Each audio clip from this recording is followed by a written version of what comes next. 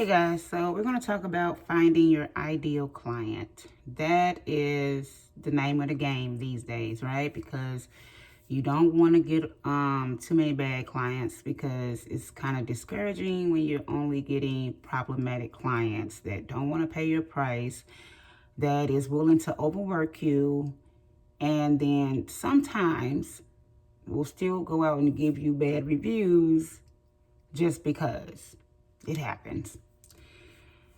Okay, by now you guys should already have seen the ideal client workbook. So if you have not, you need to go and come inside the society, come inside here, and go and work that workbook, because it will give you great clarity into the type of clients that you want to work with. But now you should have gotten a few clients and know the difference between a good client and a client that you never want to deal with again. And it's okay to have clients that you come across and you're like, you know what, I'm never going to work with them again. I'm never going to work with anybody that shows the red flags or shows any resemblance to that last client. I'm just never going to do that again. And that's okay. And you should be that way. Even though I know a lot of you guys right now are probably finding it hard to keep getting repeat clients or getting clients at all. Sometimes it's good to just say no, right? Because all money ain't good money. You may want to work, but you have to be able to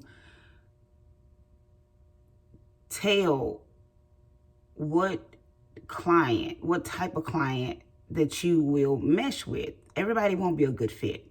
That's facts.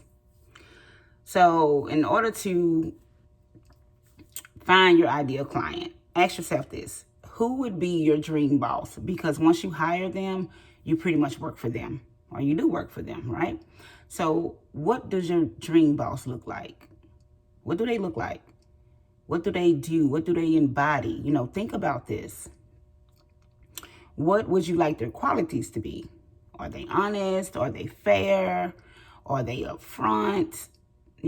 What type of boss would you like to have? How much money do they make? If you worked for a company, is it a successful company? Or are you being overworked with no overtime? Like, what type of boss do you see yourself working for? What do they drink? What do they drink? Because believe it or not, you can tell a lot about people by what they drink. If all they drink is cheap vodka and cranberry, 9 times out of 10, they're not going to pay you your worth. They won't give themselves good alcohol. I know it sounds very cliche, but it's absolutely facts. So sometimes you'll come across clients that will be like, you know what? Money's not an issue. I just want everybody to have a good time. How much it costs, as long as you don't go over this budget, we're good to go. Then you're going to have clients that are going to nitpick everything. And not saying that you're going to be able to escape from those type of clients each and every time, but you do want your client experience and your experience to be good 95% of the time. So I think it has a lot to do with marketing. If you are marketing yourself in a certain way, then you're probably going to attract clients that do not align with you at all. You cannot be afraid to charge your price, because a lot of people look at it as, well, I'm never going to get work if I charge this much, if I do that, but you will. And not only will you get those clients, you will get better clients, because people that pay what they weigh, so to speak, they tend to be better clients. From my experience, the people who have paid me the least were the absolute worst. They tried to overwork me. They wanted way more than what they paid for. It was a whole lot. So you have to know what type of client you want. And it's okay to say, I only want to service people who have money. I only want to service people who have a certain quality of life. I only want to do big mansion weddings. I only want to do top-notch events.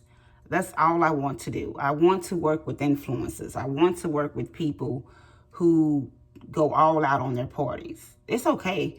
You just have to market yourself to attract those type of clients.